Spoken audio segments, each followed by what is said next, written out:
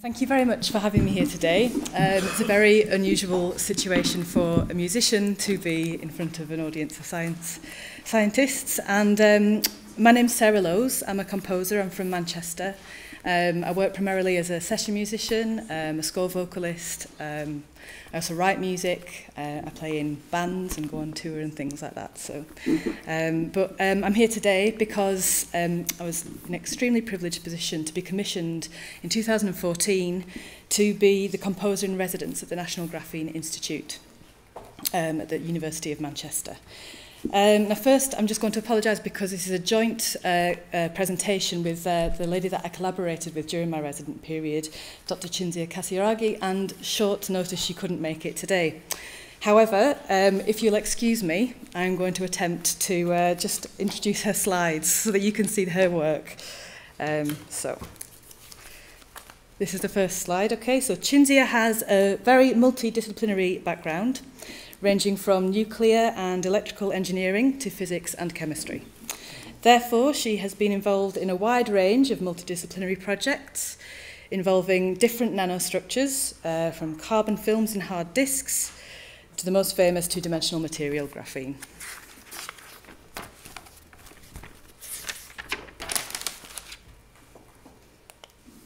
Okay. She is known for her work on Raman spectroscopy, although recently she started developing other interests, such as the synthesis of formulation and inks of 2D crystals, and their use as coating, paints, and thin films for devices. She has a strong research activity on inkjet printable 2D crystal links, which can be used to enable fabrication of flexible and low-cost devices, such as sensors, photodetectors, and solar cells. She demonstrated that Raman spectroscopy is a powerful technique for the investigation of graphene. For example, it allows identification of defects, of strain, and superlattice effects. Just say if you want me to go back or forward on these slides. I don't understand what I'm talking about. Okay, let me see. Next one. Currently, she is investigating small stripes of graphene called nanoribbons, which could be used in transistors. The ribbons have been fabricated in mains, and they are ultra-small and atomically precise. Raman spectroscopy shows a characteristic peak at low energy called radial-like breathing mode, which is put in RLBM.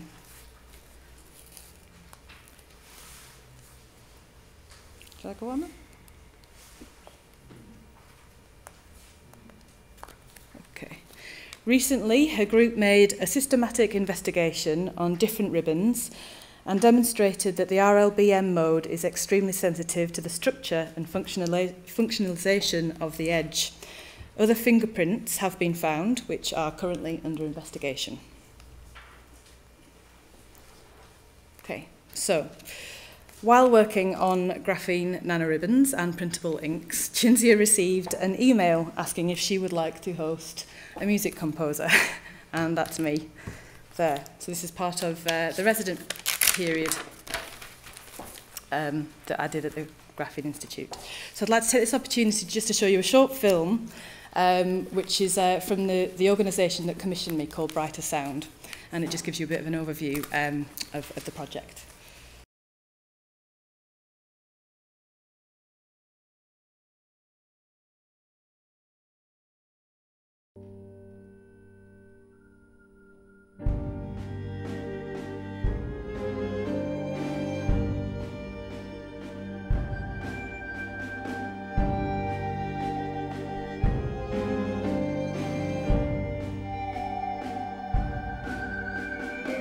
My name's Sarah Lowes. I'm a musician and composer, and for the last 9 months I have been composer in residence at the Graphene Institute at Manchester University. My commission was to spend time in the science department in the Graphene Institute to identify the commonalities between a career in music and composition and a career in scientific research. I thought it's quite brave you can become, because Typically, nobody would be surprised if a scientist would say that he or she got inspiration from a piece of music or a piece of art, but the other way around is quite rare too, and I was quite surprised and quite pleased as well. So it's the way that I think science is perceived in this country, and I think during my resident period I found myself getting frustrated about this because it is a very exciting, progressive, fascinating world, and we receive it at its most convenient point, you know, with an iPhone or something like that, and that's what we're supposed to be getting excited about, the convenience of it. But obviously they're using their imagination as a starting point, deciding on what they're going to work on. They're asking themselves questions about how the world works. That's a very creative thing to do, and I think, you know, in music's own way, that is again what's happening. I was very excited because I like to connect things that may look very distant from each other, and I've also been fascinated in, well, I also like music, so I was excited by the idea to work with a music composer for the first time in my life, and people don't realize how much creativity there is in science, you know, because they think, oh, they just do an experiment, they collect data, they maybe plot it, analyze, and it's finished. But actually, you need to think about the experiment. You need to always have a new idea, and if you really want to do great science, you need to come up with an idea that can change our society or be innovative or changing our life somehow. So you need a lot of creativity, of course. So from this point of view, I think there is a similarity with music where you connect together sounds, notes, and then at the end you get this beautiful piece of music. I think you know, the process is exactly the same.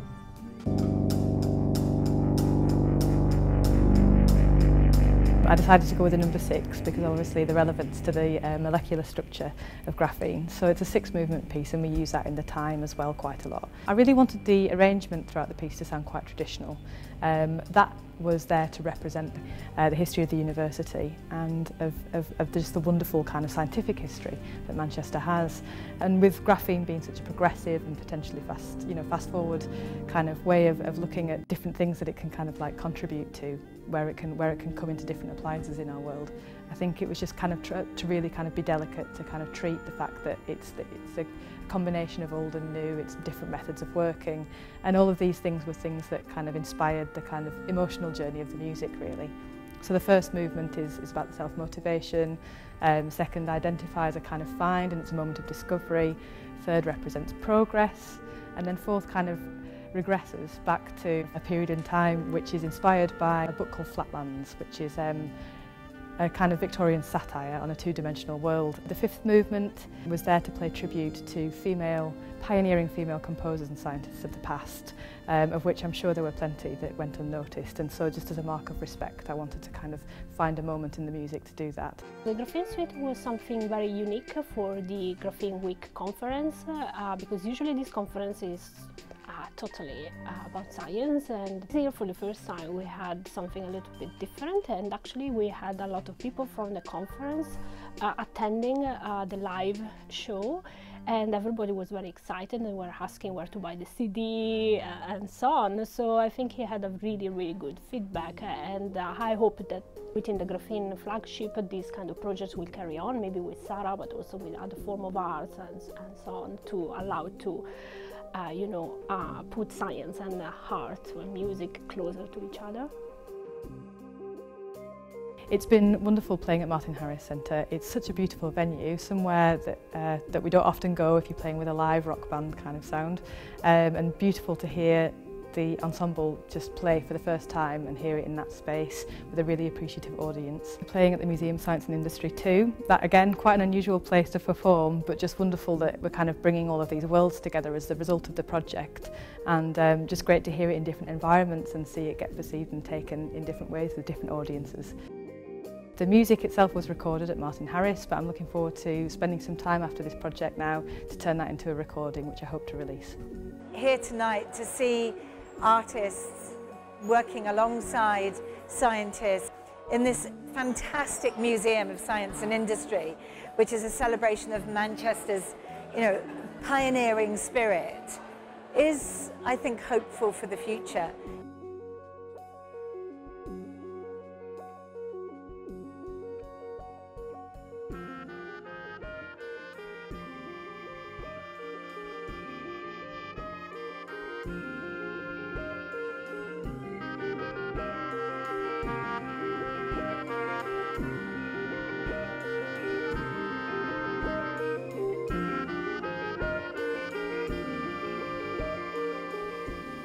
So, that's not a normal space that I would work in. This is a normal space that I would work in. And so in September 2014, I was commissioned by Brighter Sound. They're a cultural organisation in Manchester. They produce music projects. They put artists in different spaces. They do a lot of work with young people in challenging circumstances. And one thing that they're very interested in doing is finding the kind of ground in between, like the spaces in between. So in between our music education as we understand it today, and how these things can inspire and maybe, you know, make new sounds, new music. So in 2014, in September, I was commissioned by Brighter Sound to be composer in residence at the National Graphene Institute at the University of Manchester. And my brief was to explore the commonalities of the two careers, so a career in scientific research and a career in music composition. So I've been playing the piano since I was 5, so over 25 years now. So I think I know a little bit about music, but I knew nothing prior at all about science, really, apart from my high school education. And I've never ever been in a space like this before. So for the first 2 months, Cinzia set up a whole range of activity for me. I went into department meetings and didn't understand a word. I visited physics labs, chemistry departments, and I spoke with Cinzia's PhD students, many of whom were musicians, actually, so that made for a very interesting conversation. To be given the opportunity like this to step into a world that I previously knew nothing about, it's one of the most inspirational things that's happened to me as a musician. As a composer, you take inspiration from everywhere. So obviously from other music and the things that you learn throughout your education, through other arts and other literature, of course. But also simple things like conversations or little rhythms that you hear when you're walking around other people's footsteps, and that brings a little idea, and then you take it home and make a piece of music from it. But I'd never been in a university science department before, and each day went by during my resident period, it became just as much of an inspirational space for me as a composer as it was for me to try and find these commonalities in these careers. And I can't thank the people enough that I spoke with and spent time with, because they were just so informative and really, really influenced the composition process. So one of the, I felt like I had a couple of choices when I was about to approach writing this music. And graphene being this very progressive, exciting thing, certainly in the city of Manchester as well at the moment, even for people that don't know anything about it like me, I thought maybe I should approach this music with the same thing, kind of go and look at the technologies in music that are currently very pioneering and kind of push and try and do something there. But that would be learning lots and lots of new things for me. And I was concentrating more on getting a high standard of music. And one thing that I do know that draws everybody together is music. It's the emotional journey that a piece of music can create. So Graphene Suite is a 6-movement piece, and it featured an ensemble of 11 musicians. I used a backing band, so that was the band that I've been playing with for the last 10 years. On top of that, I had a string quartet, a trumpet player and an oboe player. So I gave myself that selection of instruments to write with. The commonalities of our careers, well, I think what I could take in a very short period of time, a couple of months, is the absolute self-motivation that people have when they take a specialist subject and they know fine well that at the start of their journey that they're committing to a full life of learning, that they're never going to stop learning. The huge reserves of patience, motivation, belief and persistence to work on whatever it is that you're working on, whether it's a piece of research or whether it is a piece of music. So the first movement of music was to kind of explore that, and it was to kind of represent the motivation. The second movement is entitled Graphene's Theme, And that begins with a moment of realization, a string call from an ensemble inspired by something like a dawn chorus. So it was a moment of discovery. And with that and from that, I took musical layers that was supposed to represent the layers of the thin layer of graphene, and how its atom thin layer can be bound with other properties across many applications, similarly in the way that musical instruments and musical melody and harmony can all come together and form a complete picture. The third movement picks up a pace, and it represents progress, as well as the excitement and the celebrity that was currently surrounding graphene for me at the time. The heavier arrangements were performed by the full ensemble. So I'm currently recording this music at the moment, which is why I showed you the film. You got to hear a little bit of it. But the fourth movement was inspired by a book that I got introduced to from Kostya when I was interviewing him about his work. And it is a book called Flatlands. Is everybody familiar with this? So this was, it's a romance of many dimensions. It's a satirical novel by an English author called Edwin Abbott, who at the time pseudonymously signed it off as A Square. And the story describes a two-dimensional world occupied by geometric figures, whereof women are simple straight lines, men are polygons with various numbers of sides, and the narrator is a square, named A Square, a member of the caste of gentlemen and professionals who guide the readers through some of the implications of life in two dimensions. The first half of the story goes through the practicalities of existing in a two-dimensional universe, as well as a history leading up to the year 1999, on the eve of the third millennium. I'm going to read you a little bit from the book. I call our world Flatland, not because we call it so, but to make its nature clearer to you, my happy readers who are privileged to live in space. Imagine a vast sheet of paper on which straight lines, triangles, squares, pentagons, hexagons, and other figures, instead of remaining fixed in their places, move freely about on or on the surface, but without the power of rising or sinking below it. Very much like shadows, only hard and with luminous edges. And then you will have a pretty correct notion of my country and countrymen. Alas, a few years ago, I should have said my universe, but now my mind has been opened to higher view of things. In such a country, you will perceive at once that it is impossible that there should be anything of what you would call a solid kind, but I dare say you will suppose that we could at least distinguish by sight the triangles, squares, and other figures moving about as I have described them. On the contrary, we could see nothing of the kind. Not at least so as to distinguish one figure from another.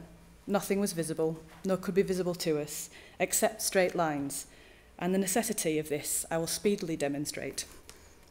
Place a penny on the middle of one of your tables in space, and leaning over it, look down upon it. It will appear a circle. So that was a helping hand for me to understand a two-dimensional world, but it was also a very inspiring book to read because it helped the fourth movement where I guess I regressed a little bit in terms of this wonderful progress that we were experiencing with graphene, and spoke more about this world where very fixed ideas through these shapes. And so in the music I took a triangle as a three-sided shape, and that was a three-pulsed melody, and squares, four-paced melody as well. And they all interact together in the piece of music and come together towards the end. So I'm sorry that I can't play that for you today, but I'll make sure you all get a copy when it's finished. So this took me on to the fifth movement of the piece. And with this, I wanted to kind of take a moment, certainly in response to this book, to pay respect to pioneering female composers and female scientists of our past, of which I'm sure there were many, but many went unnoticed. It's a funny thing, it's a very current topic at the moment, addressing this in the music industry, and having just celebrated International Women's Day. There's a lot of discussion around it, but there is a gender gap in the music industry, and the facts are clear.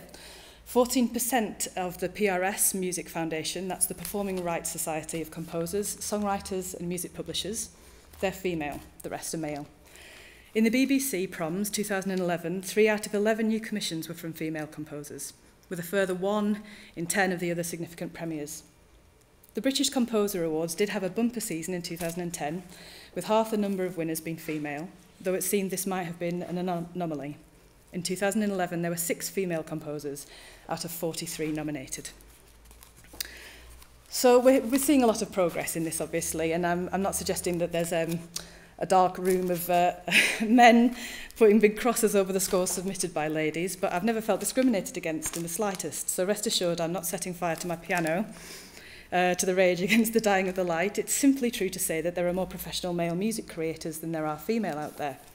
The same also goes for women in fields commonly referred to as STEM. So science, technology, engineering and mathematics make up 7% of that workforce in 1970, a figure that jumped up to 23% by 1990, but the rise essentially stopped there, and 2 decades later, in 2011, women made up 26% of the science workforce. So these are just some pioneering female scientists, and from top left clockwise, Jane Goodall, Rachel Carson, Mary Leakey, Mae Jemison, Marie Curie and Rosalind Franklin. So that brings me to my 6th and final movement, which was a culmination of the journey. It brought all the musical themes together and it celebrated the project as a whole for me.